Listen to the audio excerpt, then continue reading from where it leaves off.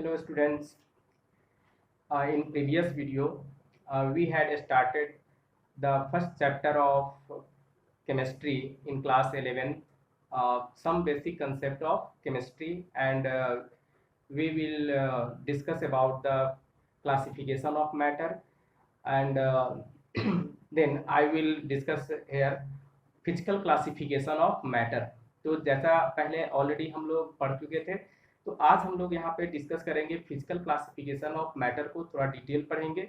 और there are three main physical classification of matters, which is solid, liquid and gas. This is just about the state of matters. And at normal room temperature, there are three state of matters exist as solid, liquid and gas. But at certain conditions, at that means ki high temperature, low pressure, high temperature, low temperature, other and any other conditions, there are various types of states of matters. But we have discussed about the solid, liquid and gas, and three more state of matter, which is plasma, Bose-Einstein condensate and fermionic condensate. Okay, then physical classification of matter में था, हम लोग ये already पिछले video में भी देख चुके थे। Solid, liquid and gas, solid, liquid and gas and plasma,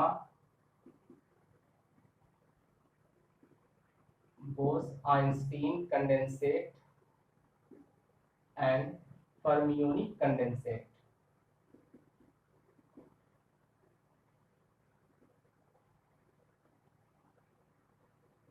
फर्मियोनिक condensate. तो पिछले वीडियो में हम लोग ये चीज पे बात कर चुके थे कि फिजिकल क्लासिफिकेशन ऑफ मैटर को हम लोग थ्री मेन टाइप्स में डिवाइड करेंगे, और इसके अलावा तीन स्टेट और थोड़ा सा हम लोग नॉलेज के लिए पढ़ेंगे, जैसे plasma, Bose-Einstein condensate, fermionic condensate. We start about the first state of matter, solid state. तो अभी जस्ट हम लोग इसका इंट्रोडक्शन ही हम लोग पढ़ रहे हैं। सॉलिड, लिक्विड, गैस को हम लोग ऑलरेडी आगे में ये पार्टिकुलर एक चैप्टर में पढ़ना है। सॉलिड स्टेट एक अलग चैप्टर है, लिक्विड का एक अलग चैप्टर आएगा और गैस का भी एक अलग चैप्टर आएगा। तो हम लोग यहाँ पे बात करेंगे पहला स्टेट ऑफ मैटर में, वो है सॉलिड। तो सॉलिड को ऑलरेडी हम लोग बहुत सारे चीज जो नॉर्मल देखते हैं, जैसे ये मार्कर्स है, बोर्ड है, कोई भी चीज जो हम लोग को दिखाई दे रहा है यहाँ पे, तो मैक्सिमम चीज हम लोग को सॉलिड दिखाई देता है। और सॉलिड में हम लोग देखते हैं कि सॉलिड का स्पेस फिक्स रहता है, यानी कि वॉल्यूम फिक्स रहेगा, उसके मोलिक्यूल में कोई चेंजेस नहीं आ सकते हैं। डैट मीन्स उसको कंप्रेस नहीं किया जा सकता है, इनकम्प्रेसिबल होते हैं, और उसका शेप, साइज, वॉल्यूम, ये तीनों फिक्स रहेगा। दूसरा हम लोग देखेंगे, अगर सॉलिड को एक पार्टिकुलर टेम्परेचर हम लोग पे हीट करते हैं, डैट मीन्स कि उसके मेल्टिंग पॉइंट पे, तब वो लिक्विड में चेंज हो सकता है। फिर लिक्विड को हीट करते हैं तो फिर गैस में चेंज हो सकता है। इसमें हम लोग सॉलिड के पार्टिकल्स को अगर हम लोग देखें, तो सॉलिड के सभी पार्टिकल्स एक दूसरे से क्लोजली कॉम्पैक्ट होते हैं, एक दूसरे के साथ बहुत ही मजबूत से जुड़े रहते हैं, मजबूती के साथ। और उसके पार्टिकल्स के बीच में गैपिंग बहुत कम होने के कारण उसको कंप्रेस नहीं किया जा सकता है। डैट मीन्स कि वो इनकम्प्रेसिबल होता है। तो इसको हम लोग अगर देखें, तो यहाँ पे हम लोग देख सकते हैं कि ये सॉलिड में इसके पार्टिकल्स ऐसे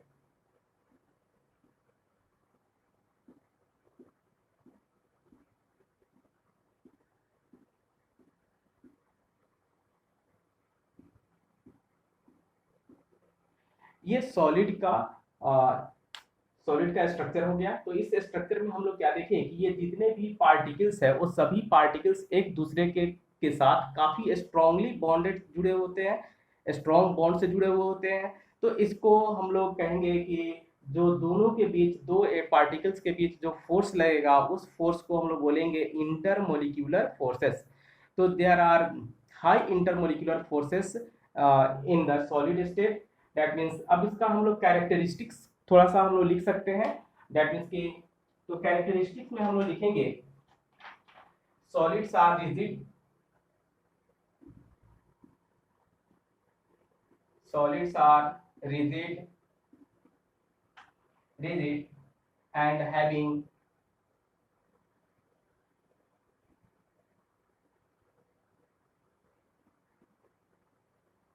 having definite shape,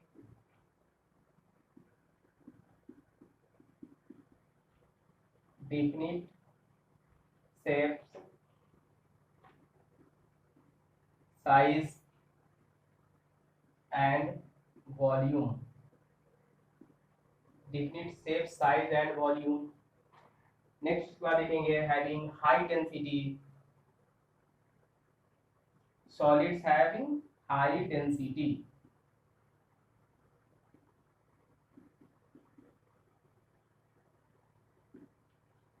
सॉलिड के डेंसिटी को अगर हम लोग देखें तो ये डेंसिटी काफी हाई ज्यादा होता है बाकी और भी गैस और लिक्विड के कंपैरिजन में। उसमें मास पर यूनिट वॉल्यूम अगर हम लोग कंपेयर करें तो सॉलिड का काफी ज्यादा होगा। नेक्स्ट उसके बाद हम लोग देखेंगे निग्लेजिबल इफेक्ट। अगर हम लोग किसी भी सॉलिड पे प्रेशर अप्लाई करें तो वहां पे सॉलिड में के शेप में कोई बहुत ज़्यादा का चेंजेस नहीं आता, लगभग नेग्लेजिबल इफेक्ट होता है उस प्रेशर पे। बट लिक्विड और गैस में अगर देखेंगे तो उसके लिक्विड और गैस में प्रेशर का इफेक्ट काफ़ी ज़्यादा होता है सॉलिड के कंपेरिजन में। तो सॉलिड में हम लोग देखेंगे कि इसमें नेग्लेजिबल इफेक्ट होगा प्रेशर का। तो हम लिख सकते हैं यहाँ पे negligible effect of changes in pressure and temperature.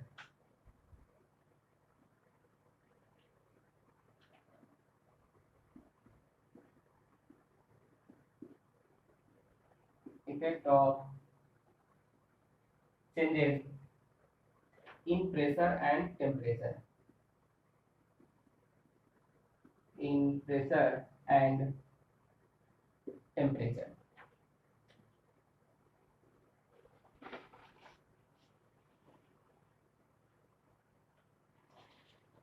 Solid का नेक्स्ट प्रॉपर्टी हम लोग देखेंगे, ये ऐसा स्टेट ऑफ मैटर है जिसके पास एनर्जी सबसे कम होता है। दैट मीन्स कि solid has the minimum amount of energy as compare to liquid और गैस। तो now we can write solid having minimum amount of energy, having minimum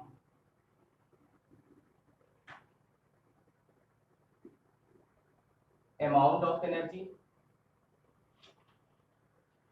and having maximum intermolecular forces,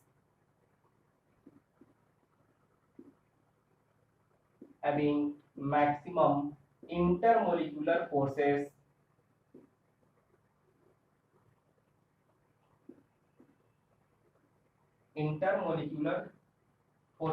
and minimum intermolecular space and minimum intermolecular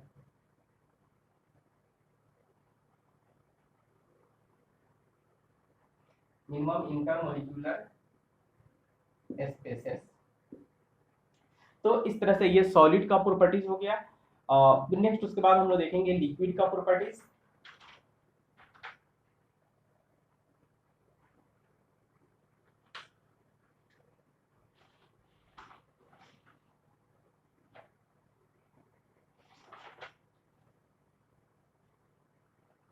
तो next उसके बाद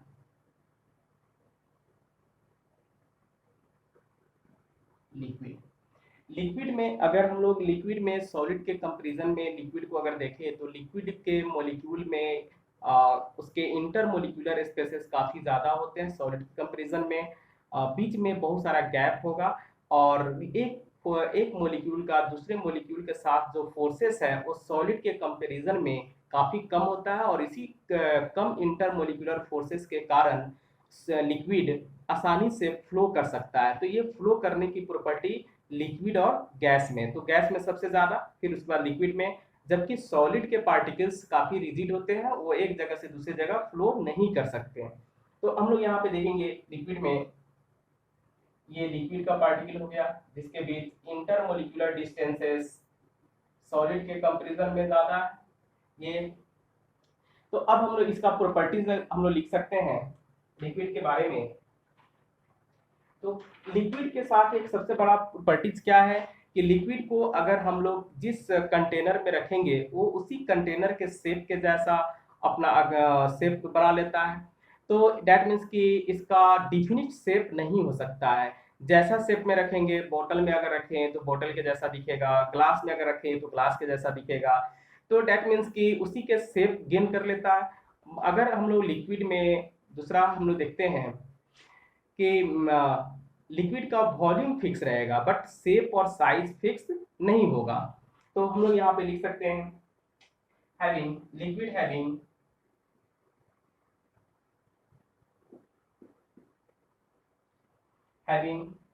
no definite shape and size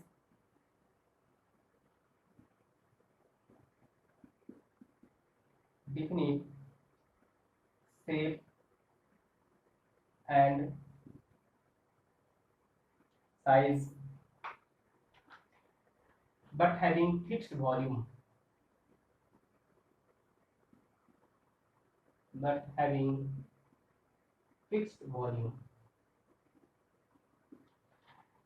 volume fix होगा। Next उसके बाद हम देखेंगे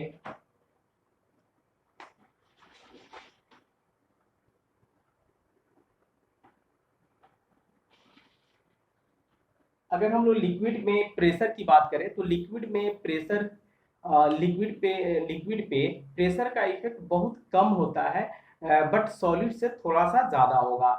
यानी कि लिक्विड के मोलिक्यूल को थोड़ा स्लाइटली कंप्रेस किया जा सकता है बिकॉज किसी भी चीज़ को हम लोग कंप्रेस तभी कर पाते हैं जब उसके पास बीच में मोलिक्यूल के बीच बीच में कुछ ना कुछ स्पेसेस हो। ये स्पेस जितना ज़्यादा होगा मोलिक्यूल के बीच में जिसको हम लोग इंटरमोलिक्यूलर स्पेस बोलेंगे।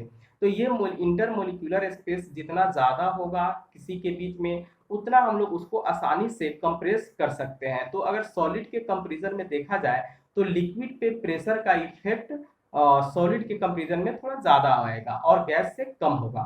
तो हम लोग देख सकते हैं यहाँ पे slightly effect on pressure on liquids. तो हम लोग लिख सकते हैं इसको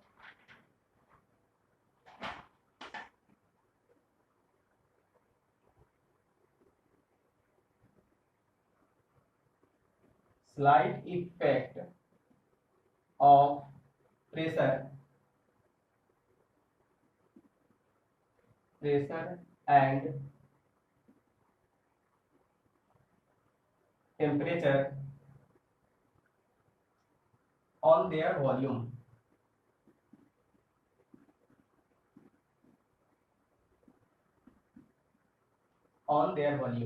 यानी कि बहुत ही कम इफेक्ट होगा प्रेशर और टेम्परेचर का किसी भी लिक्विड के वॉल्यूम पे। यानी कि इसको प्रेशर देके उसके वॉल्यूम को बहुत ज़्यादा कम नहीं किया जा सकता है, स्लाइटली कम किया जा सकता है। नेक्स्ट हम लोग देखेंगे और इसी के कारण इसके पास इंटरमोलिक्यूलर स्पेस होने के कारण इंटरमोलिक्यूलर फोर्सेस कम होने के कारण इसमें फ्लो करने की प्रॉपर्टीज होती है। तो हम लोग लिख सकते हैं यहाँ पे have the property of flowing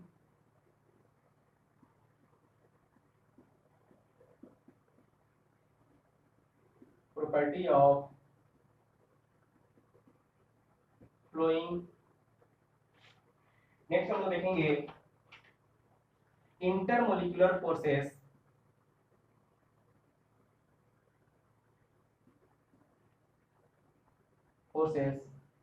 are less than solids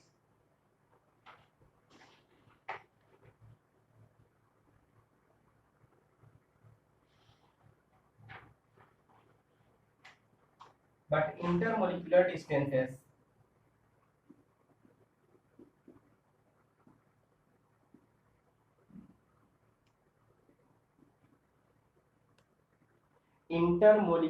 distances are more than solid।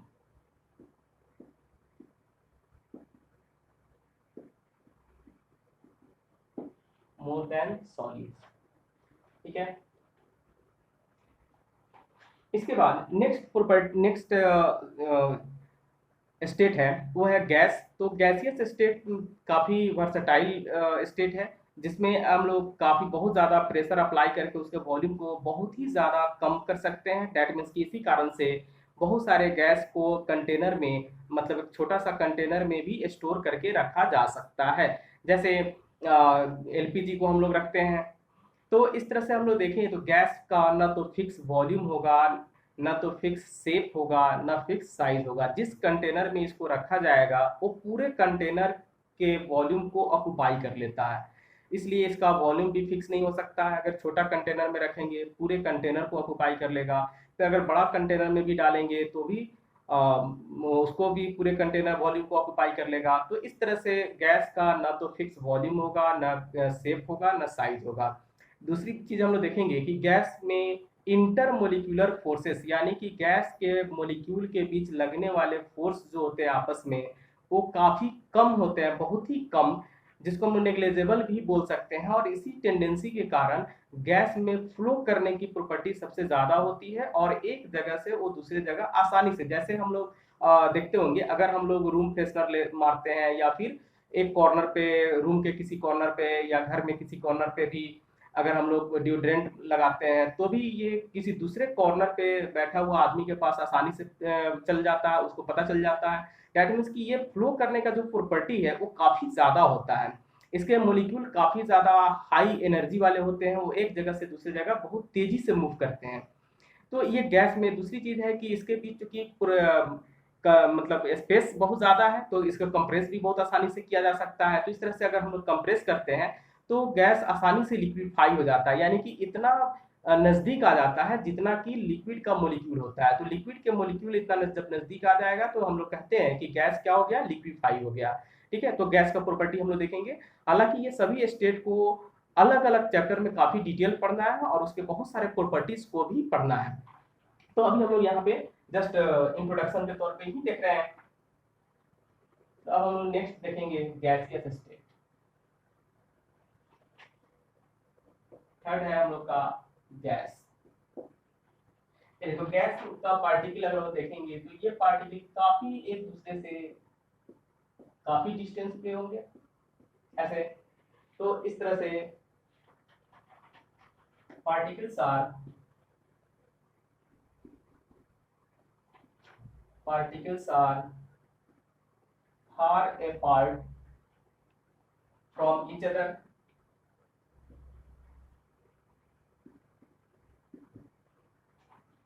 neither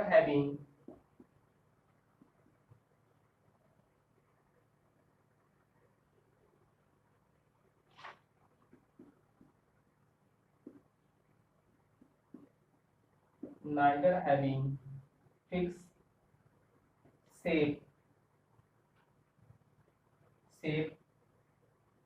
and size nor volume।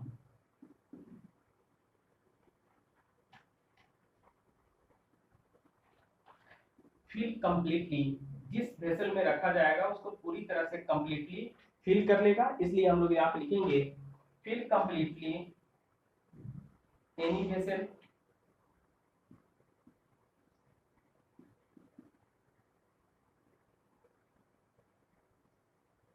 completely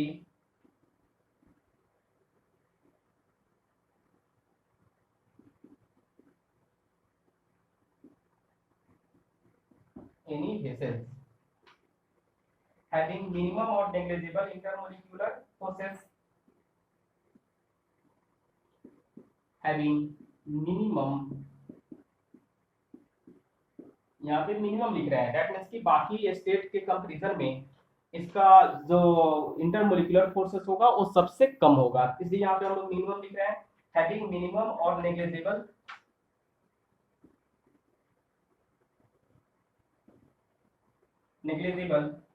intermolecular forces,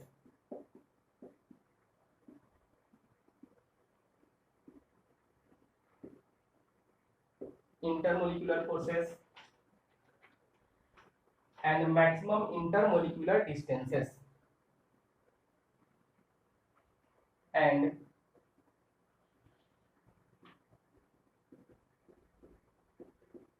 maximum intermolecular distances। And ये ऐसा अगर हम लोग देखें, ये ऐसा स्टेट ऑफ मैटर है जिसके पार्टिकल के बीच काफी ज्यादा एनर्जी होता है, हाई एनर्जी होता है, यानी कि सॉलिड लिक्विड गैस के अगर कंपैरिजन करें तो गैस के मॉलिक्यूल के पास बहुत ही ज्यादा एनर्जी होता है सॉलिड और लिक्विड के कंपैरिजन में। ये बहुत हाई काइनेटिक एनर्जी से एक जगह से दूसरी जगह मूव करता है। तो हम लोग यहाँ पे लिख सकते हैं having maximum amount of energy.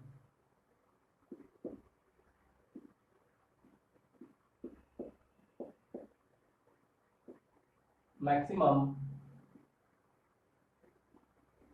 Amount of energy.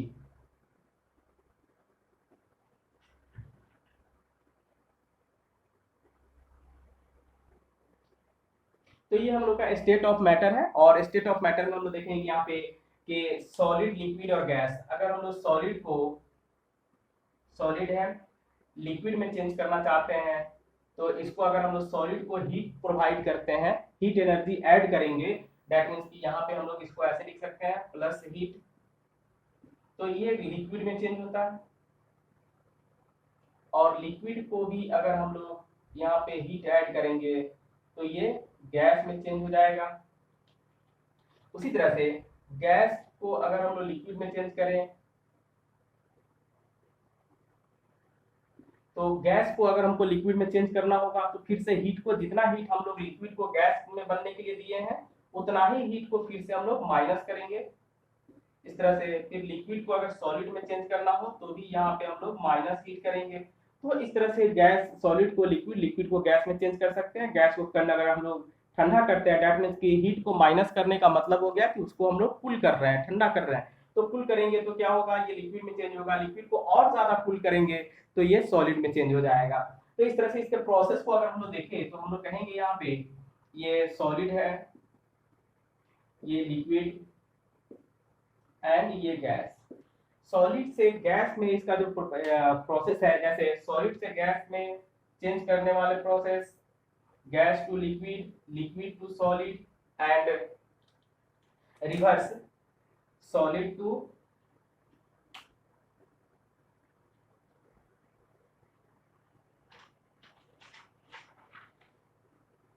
And reverse में अगर देखें तो solid to liquid, liquid to gas and gas to solid.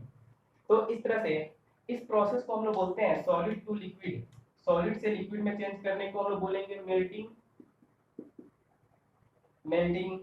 और एंड लिक्विड, लिक्विड से गैस में चेंज करने को हम लोग बोलते हैं boiling, boiling. And gas, gas to solid को हम लोग बोलेंगे सॉलिडिफिकेशन।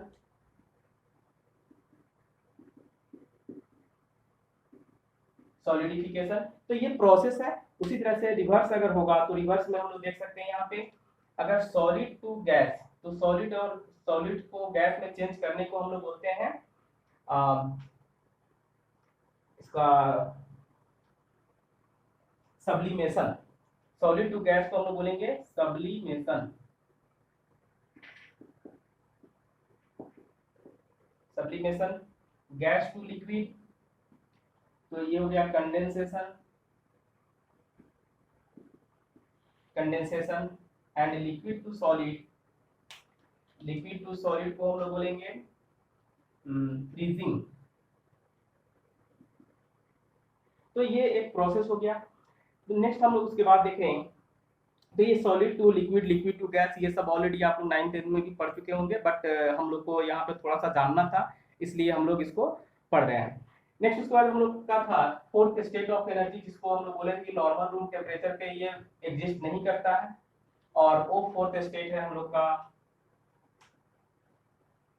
प्लाज्मा। तो एक्चुअली यहाँ पे हम लोग देखेंगे कि नॉर्मल रूम टेम्परेचर पे ये सॉलिड, लिक्विड और गैस तो एग्जिस्ट करता है, बट एक हाई टेम्परेचर पे, लो टेम्परेचर पे भी बहुत सारे स्टेट ऑफ मैटर एग्जिस्ट करते हैं, जिसमें से एक है प्लाज्मा, जो हाई टेम्परेचर पे एग्जिस्ट करता है। दैट मीन्स कि कहीं पे आप देखिए थंडरिंग हो रहा हो, कहीं पे बहुत ज़्यादा हाई टेम्परेचर प्रोड्यूस हो रहा हो, दैट मीन्स कि जैसे सन हो गया, स्टार्स हो गया, ये सब बहुत सारे, यानी कि यूनिवर्स में जितने भी जलने वाले सब्सटेंसेस हैं, जैसे जो लाइटनिंग प्रोड्यूस करते हैं, उसमें मैक्सिमम प्लाज्मा ही होता है। दैट मीन्स कि तो प्लाज्मा क्या है, प्लाज्मा का अगर हम लोग कंस्टिट्यूएंट देखेंगे, प्लाज्मा का अगर हम लोग उसका उसमें देखेंगे कि कौन कौन सा पार्टिकल्स है, तो हम लोग को वहाँ पे प्लाज्मा में मिलता है जैसे न्यूट्रल मॉलिक्यूल मिलेगा, बहुत सारे आयंस मिलेंगे, इलेक्ट्रॉन्स मिलेगा। तो इस तरह से न्यूट्रल मॉलिक्यूल, आयंस और इलेक्ट्रॉन्स, तो ये सबके एक मिक्सचर को हम लोग प्लाज्मा बोलते हैं, और ये हाई टेम्परेचर पे ही एग्जिस्ट करता है। जैसे अर्थ के सबसे नीचे वाले स्टेट में जाएंगे, सबसे नीचे कोर में, तो वहां भी प्लाज्मा हम लोग को आसानी से मिल सकता है। उसी तरह से जैसे कोई दीपक जलता है या कोई बहुत ज्यादा हाई इन्फ्लामेबल वाले सब्सटेंस है, तो वहां पे उसके जो लॉ है, उस लॉ में भी हम लोग वहां पे देखेंगे कि उसमें भी कुछ कुछ प्लाज्मा का पार्टिकल्स मिलता है वहां पे। तो इस तरह से हाई टेम्परेचर पे एग्जिस्ट करने वाला ये स्टेट ऑफ मैटर्स है। इसके बारे में हम लोग कुछ कुछ लिख लेंगे, देखते हैं। इस प्लाज्मा को डिस्कवर्ड करने वाले जो साइंटिस्ट थे, ये थे discovered by William William crooks. William crooks in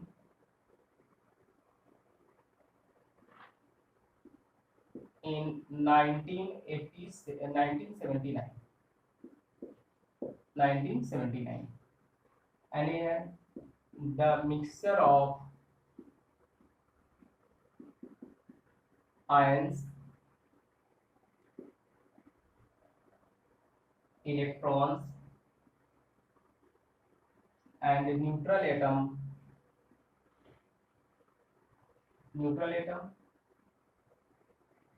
is plasma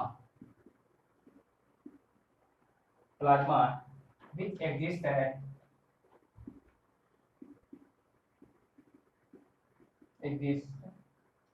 at high temperature,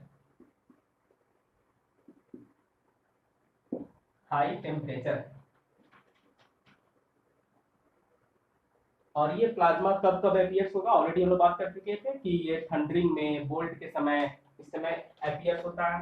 तो लिखेंगे यहाँ पे plasma appears on earth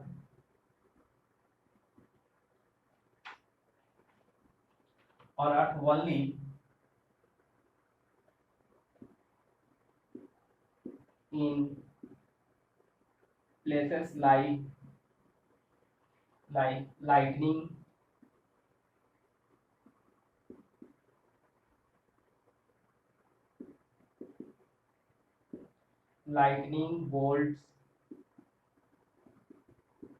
bolts, flames,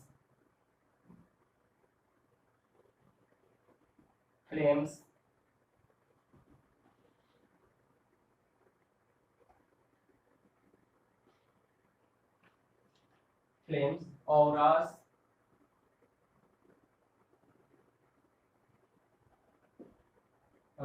and fluorescent light। तो ये नॉर्मली अर्थ पे कहाँ कहाँ पे ये अपियर हो सकता है, ये ऑलरेडी हम लोग डिस्कस कर चुके हैं। यहाँ पे appears on earth only in places like lightning, जहाँ पे लाइटनिंग होता है, थंडरिंग होता है, उस जगह पे मिलता है। ठीक है। फ्लेम्स, जहाँ पे कोई चीज अगर जल रहा हो। दूसरा ऑरास एंड फ्लोरेसेंट लाइट। तो इस तरह से कोई भी फ्लोरेसेंट लाइट हो तो वहां पे भी प्लाज्मा मिलने का चांसेस रहता है। तो ये हो गया हम लोग का प्लाज्मा, जो कि फोर्थ स्टेट ऑफ मैटर्स है। ये नॉर्मल कंडीशंस में नहीं होते हैं, ये स्टार्स में हो सकते हैं, स्टार्स में, सन में, ये सब में भी प्लाज्मा वहां पे देखने को मिलता है। नेक्स्ट उसके बाद हम लोग देखेंगे बोस आइंस्टीन कंडेंसेट। तो पांचवा हम लोग का था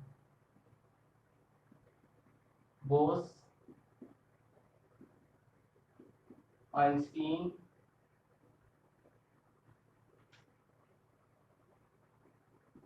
कंडेंसेट, बोस आइंस्टीन कंडेंसेट, जिसको हम लोग बोलते हैं BIC,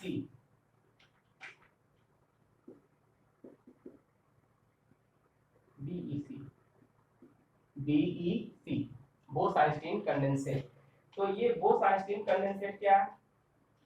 तो एक्चुअली ये बोस आइंस्टीन कंडेंसेट हम लोग देखेंगे कि ये बहुत ही लो टेम्परेचर पे, जैसे अभी हम लोग प्लाज्मा देख रहे थे कि ये बहुत बहुत ज्यादा हाई टेम्परेचर पे एग्जिस्ट करता है, उसी तरह से बोस आइंस्टीन कंडेंसेट बहुत लो टेम्परेचर पे, एक टेम्परेचर ऐसा आता है जिससे उसके नीचे का टेम्परेचर अब एग्जिस्ट नहीं करता है, जिसको हम लोग एब्सोल्यूट जीरो टेम्परेचर बोलते हैं। दैट मीन्स कि उसको अगर हम लोग ऐसे समझेंगे और डिग्री सेल्सियस के टर्म में अगर हम लोग कहेंगे तो -273 डिग्री सेल्सियस टेम्परेचर को हम लोग बोलते हैं एब्सोल्यूट जीरो टेम्परेचर।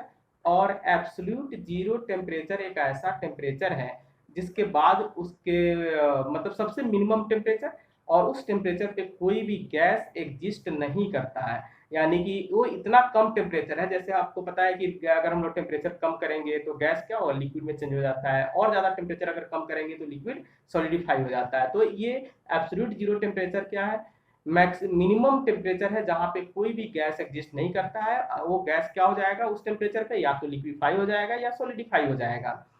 तो एब्सोल्यूट जीरो से थोड़ा सा ऊपर, एकदम स्लाइटली ऊपर, ये स्टेट ऑफ मैटर देखने को मिलता है, ठीक है, जिसको हम लोग बोलते हैं बोस आइंस्टीन कंडेंसेट। और इसका जो पार्टिकल्स है उस पार्टिकल्स को हम लोग बोलते हैं बोसोन, उसका नाम है बोसोन, ठीक है, इसके नाम पे ये बोस और आइंस्टीन ये दोनों के नाम पे रखा गया बोस आइंस्टीन कंडेंसेट, ठीक है। तो यहाँ पे हम लोग इसके बारे में लिख सकते हैं, इसको डिस्कवर करने वाले जो साइंटिस्ट थे वो थे Ketterle, discovered bye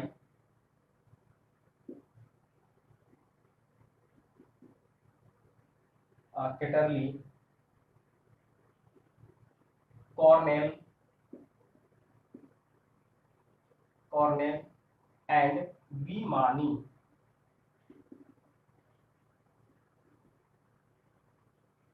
विमानी in 1995,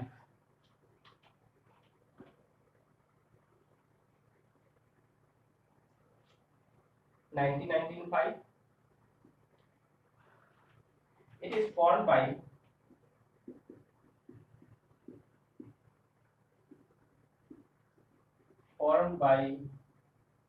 cooling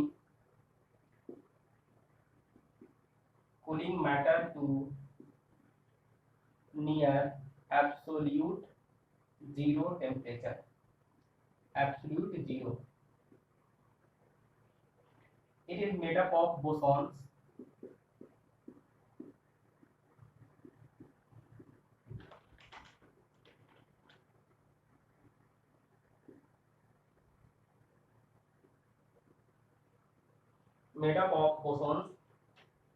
bosons हम लोग बोलते हैं कि ऐसे पार्टिकल्स को, जैसे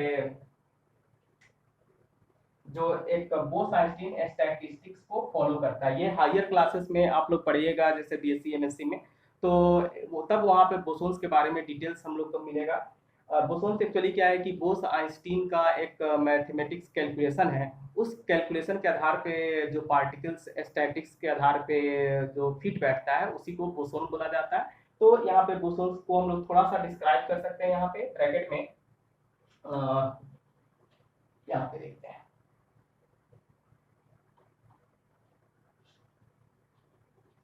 ये जो था bosons,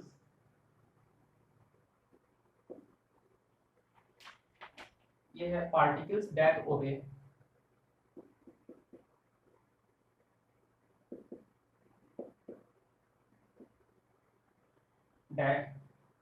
Bose-Einstein particle,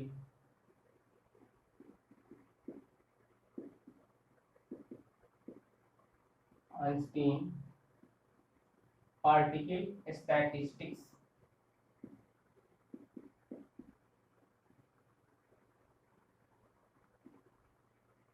Bose Einstein particle statistics जो ऑलरेडी अभी बताया एक मैथमेटिकल कैलकुलेशंस है,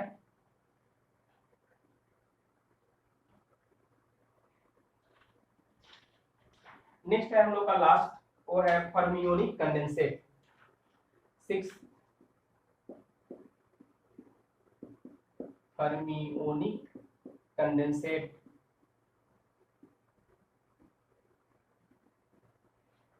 फर्मियोनिक कंडेंसेट, तो ये फर्मियोनिक कंडेंसेट है डिस्कवर्ड बाय जीन।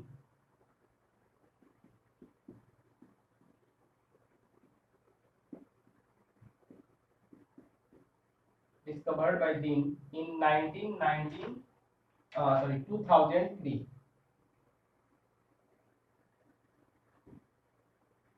2003 में इसको डिस्कवर किया गया था। फर्स्ट फर्मियोनिक कंडेंसेट वाज, तो ये एक्चुअली फर्मियोनिक कंडेंसेट भी बोस आइंस्टीन कंडेंसेट के जैसा है, ये भी लो टेम्परेचर पे ही एग्जिस्ट करता है।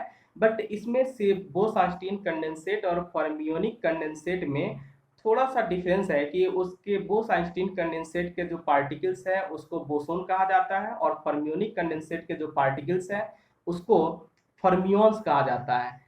तो यही थोड़ा सा स्लाइटली डिफरेंस है, दोनों के पार्टिकल में थोड़ा सा चेंजेस रहता है, थोड़ा सा अलग अलग रहता है, इस कारण से इसको फर्मियोनिक कंडेंसेट कहा जाता है। इसको पहला बार 2003 में डिस्कवर किया गया था, और ये डिस्कवर एक इंस्टीट्यूट में किया गया था, एस्ट्रोफिजिक्स नाम का एक इंस्टीट्यूट है, उसी में इसका डिस्कवर किया गया था उसके टीम के द्वारा। तो यहाँ पे हम देखते हैं first fermionic condensate.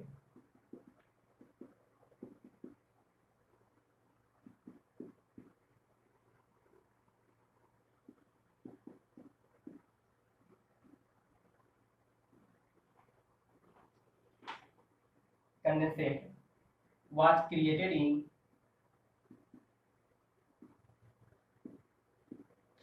2003 by team of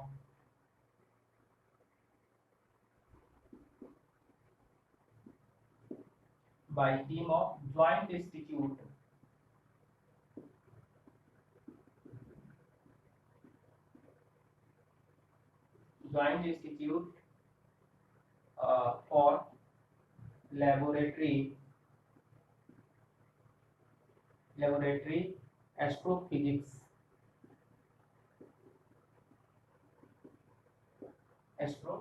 जिसको शॉर्ट में कहा जाता है जीला, ZILA, जीला।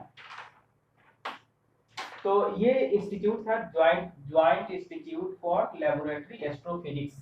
इस इंस्टीट्यूट में इसका रिसर्च किया गया था 2003 में, फर्स्ट बार इसको क्रिएट किया गया था। नेक्स्ट इसमें it is similar to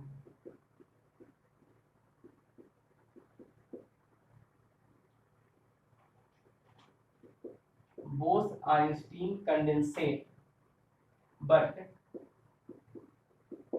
it formed from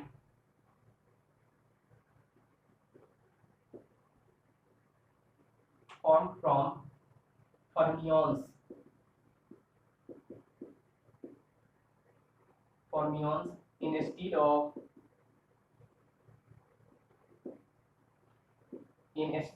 bosons।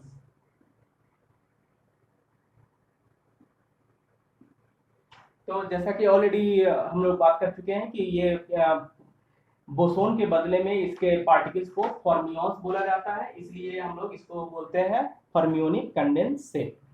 ठीक है, नेक्स्ट पॉइंट इसमें fermions form condensate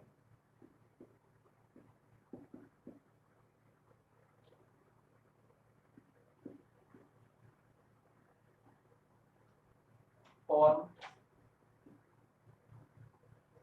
condensate just like electron form superconductor।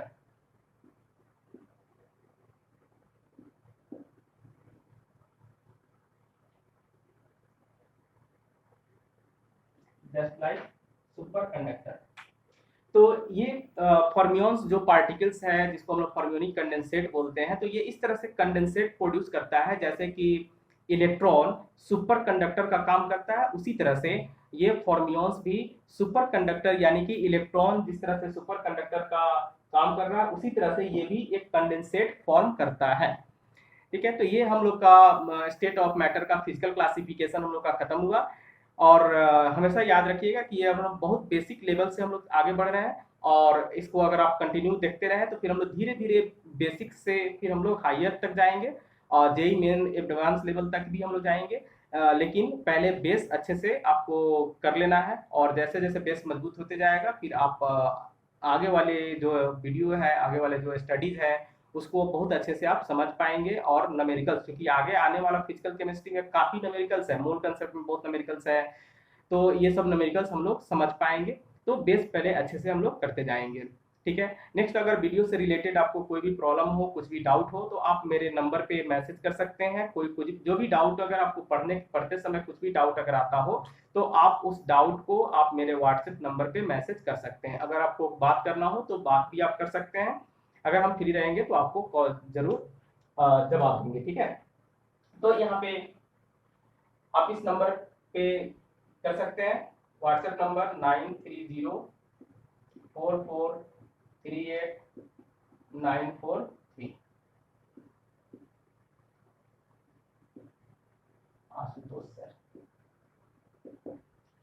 ठीक है, तो आप इस पे कॉल कर सकते हैं, आप मैसेज कर सकते हैं, और आप अपने दोस्तों के साथ शेयर कर सकते हैं। ठीक है, आप वीडियो को सब्सक्राइब कर लीजिए ताकि आने वाली जो भी वीडियो है वो आपको आसानी से सही टाइम पे मिलते जाएगा। ठीक है, तब तक के लिए धन्यवाद। नेक्स्ट क्लास में हम लोग पढ़ेंगे केमिकल क्लासिफिकेशन ऑफ मैटर।